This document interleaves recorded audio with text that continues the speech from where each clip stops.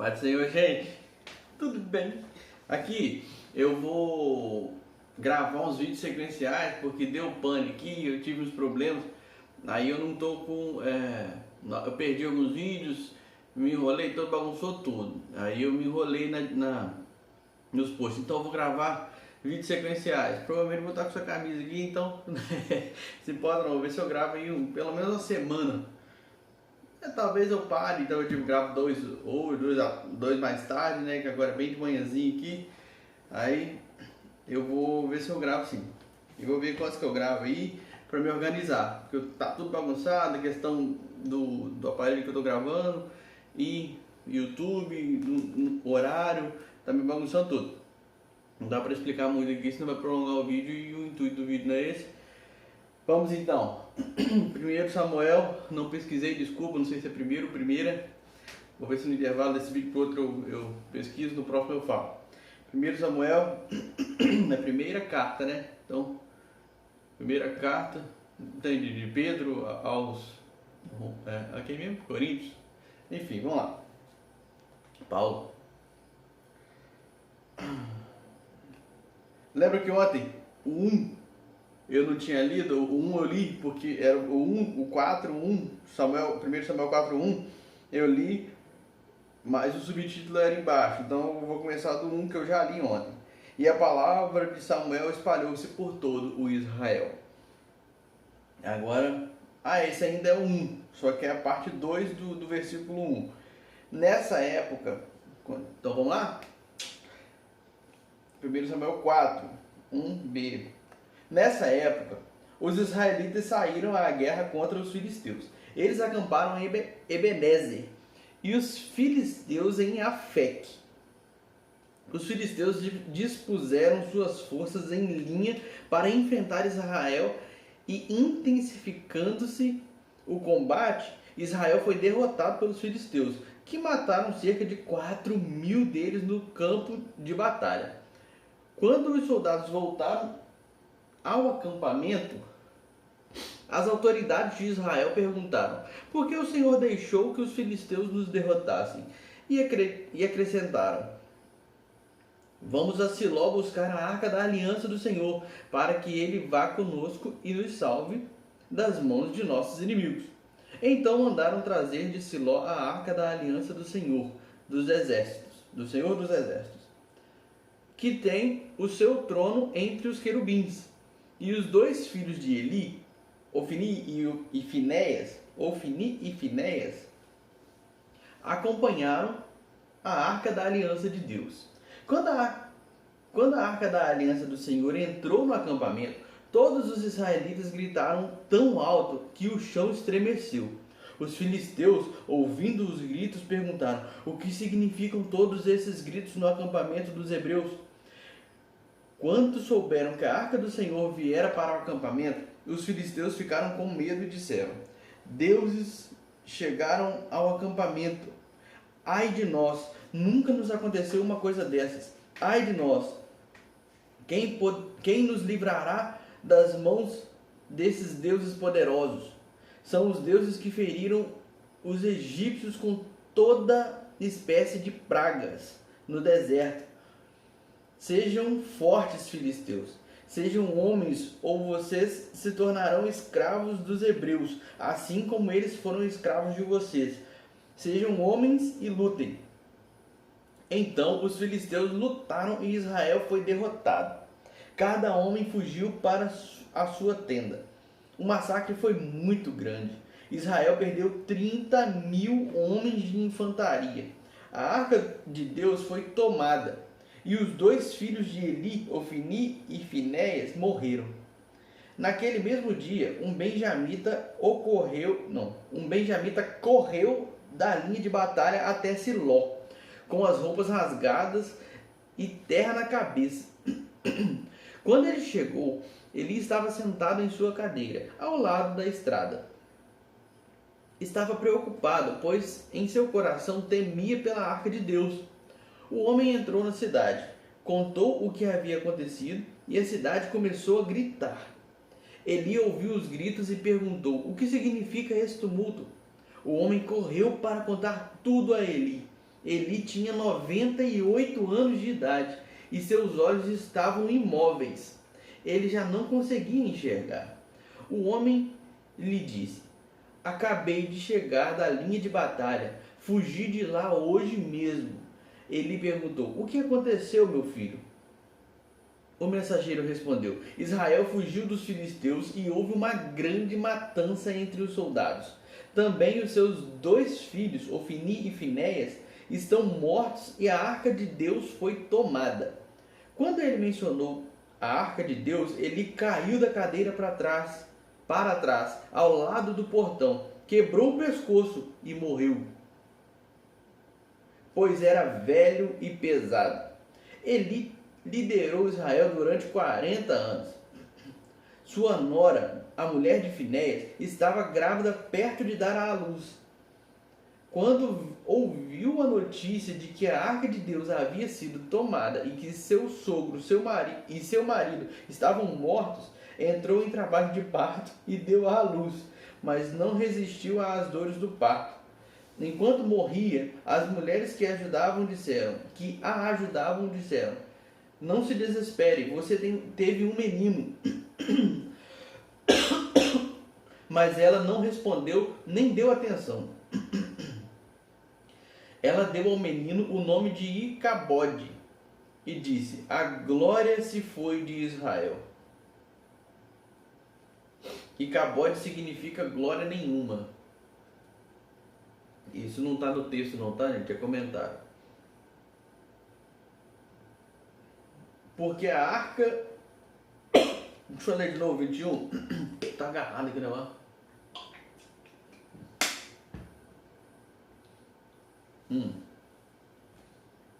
O 4:21. Ela deu ao menino o nome de Icabode e disse: a glória se foi de Israel, porque a arca foi tomada e por causa da morte do sogro e do marido. E ainda acrescentou: a glória se foi de Israel, pois a arca de Deus foi tomada. Depois que os filisteus tomaram a arca de Deus, eles a levaram de Ebenezer para Asdod e a colocaram dentro do templo de Dagom, ao lado de sua estátua. Quando o povo de Asdod se levantou na madrugada do dia seguinte, lá estava Dagom caído, rosto em terra, diante da arca do Senhor. Eles levantaram Dagom e o colocaram de volta em seu lugar. Mas na manhã seguinte, quando se levantaram de madrugada, lá estava Dagom caído, rosto em terra, diante da arca do Senhor. Sua cabeça e mãos tinham sido quebradas e estavam sobre a soleira. Só o seu corpo ficou no lugar. Por isso, até hoje, os sacerdotes de Dagom e todos os que entram em seu templo em Asdod não pisam na soleira. Depois disso, a mão do Senhor pesou sobre o povo de Asdod e dos arredores, trazendo devastação sobre eles e afligindo-os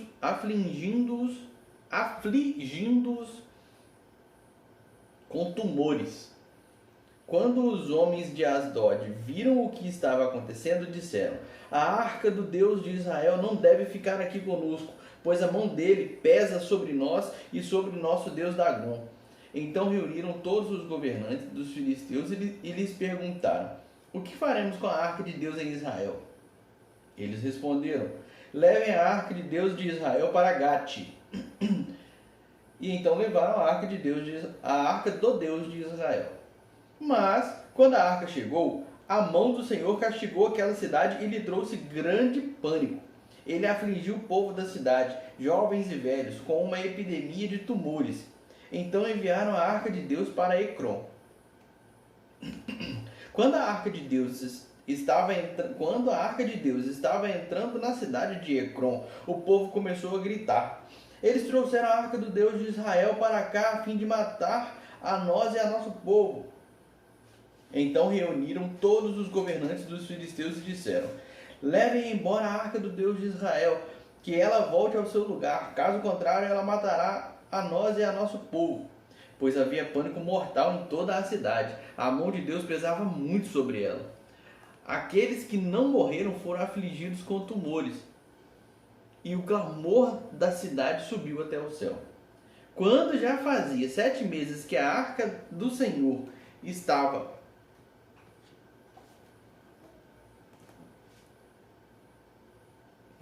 vou ler de novo. Samuel 6, eu vou confundir aqui, 4, 5, 6, 7. Quando já fazia 7 meses que a arca do Senhor estava em território filisteu, os filisteus chamaram os sacerdotes e adivinhos e disseram: o que faremos com a arca do Senhor? Digam-nos com o que devemos mandá-la de volta a seu lugar. Eles responderam: se vocês devolverem a arca do Deus de Israel, não mandem de volta só a arca, mas enviem também uma oferta pela culpa. Então vocês serão curados e saberão porque a sua mão não tem se afastado de vocês.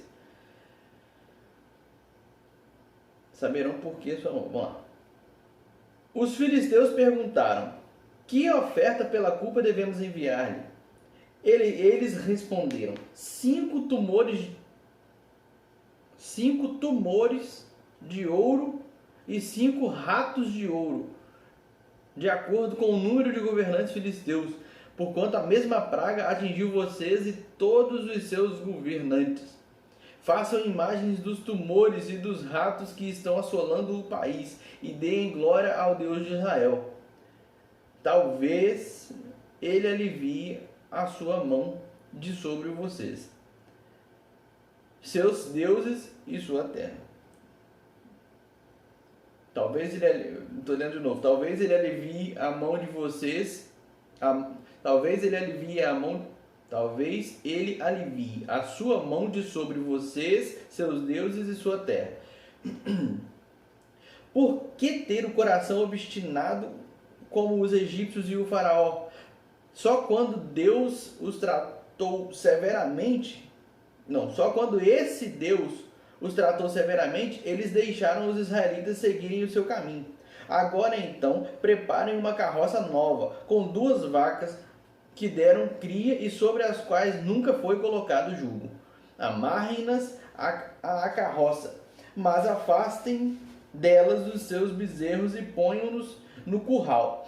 Coloquem a arca do Senhor sobre a carroça e ponham numa caixa ao lado dos objetos de ouro que vocês estão lhe enviando como oferta pela culpa. Enviem a carroça e fiquem observando. Se ela for para o seu próprio território, na direção de Bet-Semes, então foi o Senhor quem trouxe essa grande desgraça sobre nós. Mas se ela não for, então saberemos que não foi a sua mão que nos atingiu e que isso aconteceu conosco por acaso. E assim fizeram. Pegaram 2 vacas com cria, amarraram-nas a uma carroça e prenderam seus bezerros no curral. Colocaram a arca do Senhor na carroça e junto dela a caixa com os ratos de ouro e as imagens dos tumores.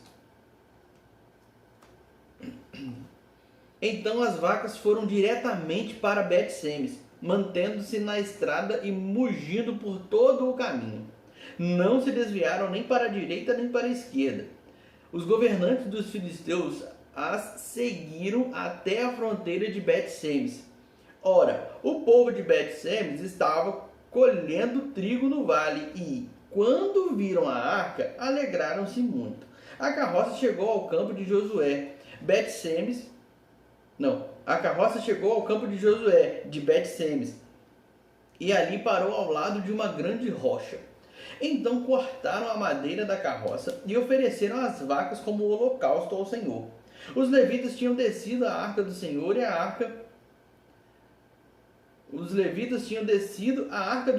a caixa com os objetos de ouro e as tinham colocado sobre a grande rocha.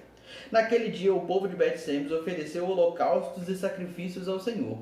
Os 5 governantes dos filisteus viram tudo isso e voltaram naquele mesmo dia a Ecrom. Os filisteus enviaram ao Senhor como oferta pela culpa estes tumores de ouro, um por Asdod, outro por Gaza, outro por Ascalon, outro por Gate e outro por Ecrom. O número dos ratos de ouro foi conforme o número das cidades filisteias que pertenciam aos 5 governantes, tanto das cidades fortificadas como os povoados do campo.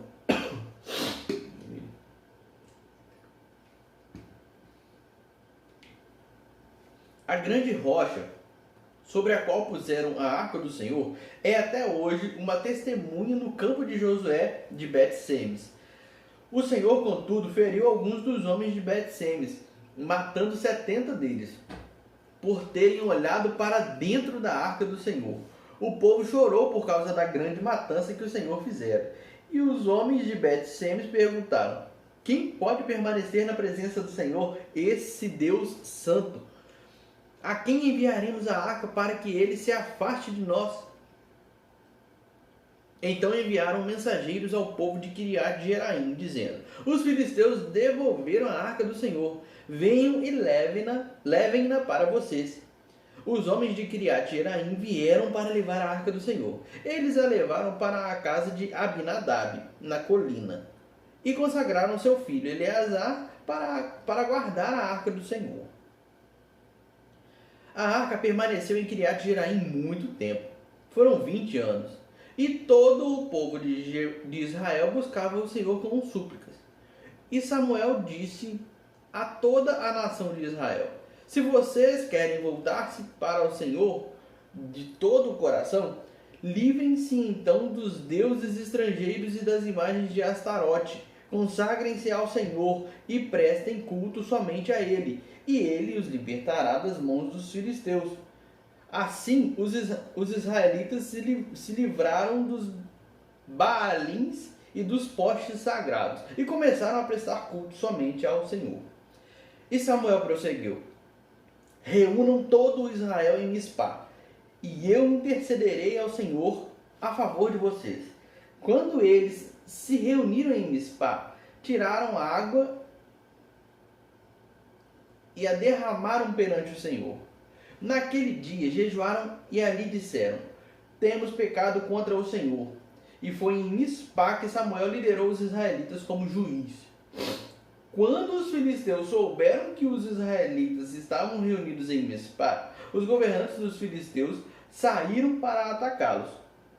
Quando os israelitas souberam disso, ficaram com medo e disseram a Samuel: não pares de clamar por nós ao Senhor, o nosso Deus, para que nos salve das mãos dos filisteus. Então Samuel pegou um cordeiro ainda não desmamado e ofereceu inteiro como holocausto ao Senhor. Ele clamou ao Senhor em favor de Israel e o Senhor lhe respondeu. E o Senhor lhe respondeu, é ponto, não vou falar a resposta não. 7:10. 1 Samuel 7:10. Enquanto Samuel oferecia o holocausto, os filisteus se aproximaram para combater Israel. Naquele dia, porém, o Senhor trovejou com fortíssimo estrondo contra os filisteus e os colocou em pânico, e foram derrotados por Israel.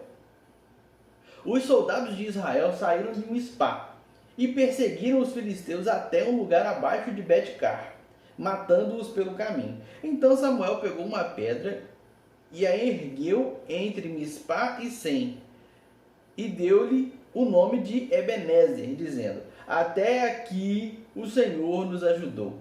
Assim os filisteus foram dominados e não voltaram a invadir o território israelita. A mão do Senhor esteve contra os filisteus durante toda a vida de Samuel. As cidades que os filisteus haviam conquistado foram devolvidas a Israel, de Ecrom até Gate. Israel libertou os territórios ao redor delas do poder dos filisteus. E houve também paz entre Israel e os amorreus. Samuel continuou como juiz de Israel durante todos os dias de sua vida. A cada ano percorria Betel, Gilgal e Mispá, decidindo as questões de Israel em todos esses lugares. Mas sempre retornava a Ramá, onde ficava sua casa, e ali ele liderava Israel como juiz, e naquele lugar construiu um altar em honra ao Senhor. Show? Bora pro próximo, daqui a pouquinho começa.